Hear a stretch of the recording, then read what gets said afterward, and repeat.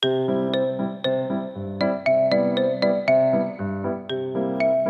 家文千万字，大家要和大家做伙来捌一字。今仔日要甲大家小解这一字，咱做伙来看到这里就是话有的话第7条。话就是为嘴讲出来的言语，这话咱讲是话真济真够话。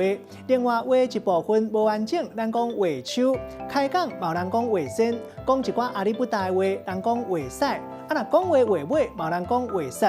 话讲话都要甲人口说，咱讲是话断骨。带大家做伙来小解2个词。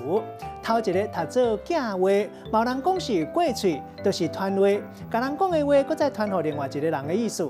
第二个词读做大话头，就是先讲这个话头，意思是讲话开头，甲话先讲个清楚，卖当讲是讲话时先讲刷来要做的代志。另外，你咧册头前的词文，咱嘛讲是大话头。咱用一句话来举例，甲这2个词夹做伙。譬如讲，咱咧讲假面会减，假话会假，这件代志你莫搁请别人过嘴，直接甲伊讲就好啊。你先大话头，伊若要听，你才搁继续讲。今仔日小解这一字，话提供予大家参考。